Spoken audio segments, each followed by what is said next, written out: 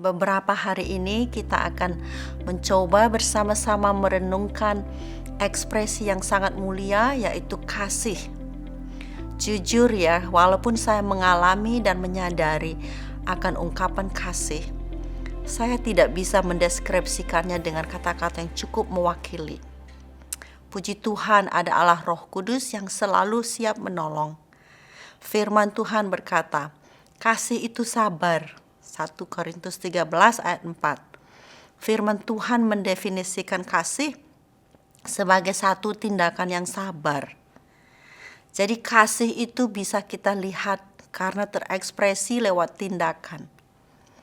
Dengan mengetahui definisi kasih menurut firman Tuhan, kita segera menyadari bahwa kita tidak selalu mengasihi. Di satu saat seorang ibu mungkin sabar ketika anaknya cerewet. Tapi di saat lain si ibu marah-marah dan tidak sabar. Tidak ada konsistensi di dalam tabiat kita manusia. Intinya kita bukanlah orang yang sabar. Kita bukan orang yang penuh kasih. Jadi kalau firman Tuhan mengajarkan kita soal kasih, kita jangan melihat kepada diri sendiri atau kepada manusia, tetapi sepenuhnya mengalihkan perhatian kita kepada Kristus. Kata sabar dalam bahasa Inggris adalah patience, artinya pasien, yang artinya orang yang menderita sakit. Orang sabar adalah orang yang menanggung penderitaan. Tuhan Yesus waktu berjalan di dunia ini, walaupun ia tidak berbuat dosa sama sekali, ia menanggung banyak penderitaan.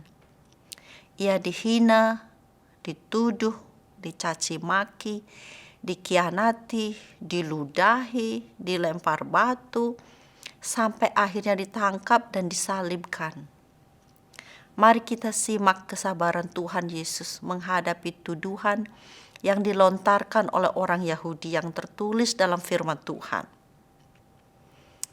Orang-orang Yahudi menjawab Yesus, "Bukankah benar kalau kami katakan bahwa engkau orang Samaria dan kerasukan setan?"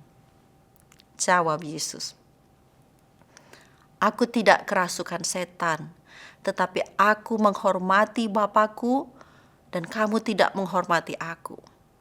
Tetapi aku tidak mencari hormat bagiku. Ada satu yang mencarinya, dan dia juga yang menghakimi.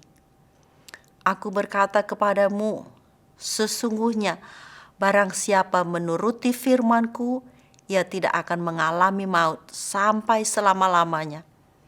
Yohanes 8 ayat 48 sampai 52.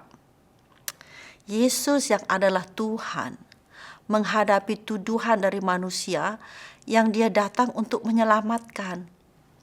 Tuhan Yesus tidak langsung memakai kuasanya untuk membungkam mereka. Tetapi dia menjawab dengan tenang. Inilah kasih. Kasih itu sabar dan berharap orang yang menuduh dan menghina Yesus menyadari bahwa ia memerlukan Sang Juru Selamat. Bayangin deh, mereka menghina Yesus yang datang untuk menyelamatkan mereka dari jalan neraka. Kesabaran kasih bukan kesabaran yang mengasihani diri, tetapi kesabaran yang berani menghadapi penghinaan, bukan untuk melawan, tetapi untuk menolong. Bukan untuk membela diri, tetapi untuk menyatakan kebenaran.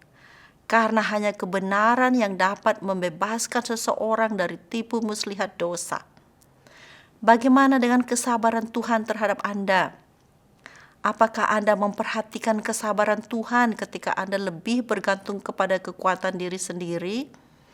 Ketika Anda menolak untuk mengampuni?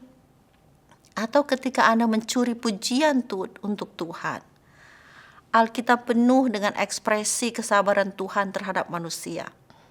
Kadang kita salah mengartikan kesabaran Tuhan sebagai tindakan yang tidak peduli. Firman Tuhan berkata, "Maukah engkau menganggap sepi kekayaan kemurahannya, kesabarannya, dan kelapangan hatinya? Tidakkah engkau tahu bahwa maksud kemurahan Allah ialah menuntun engkau kepada pertobatan. Roma 2 ayat 4. Kesabaran Tuhan punya intensi yang jelas, bukan lisensi untuk hidup dalam ketidaktaatan, tetapi supaya kita bertobat. Pertobatan bukan hanya sekali ketika kita menerima Yesus, tetapi sering setiap hari.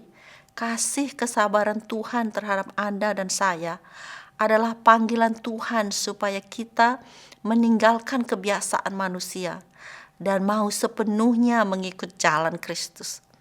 Karena Kristus adalah jalan kehidupan. Inilah kasih. Kasih itu sabar. Mengalami kesabaran Tuhan berarti mengalami kasih Tuhan. Hanya dengan kita mengalami dan menyadari kesabaran Tuhan, kita akan mulai dimampukan menjadi manusia yang sabar. Kiranya Roh Kudus menolong kita.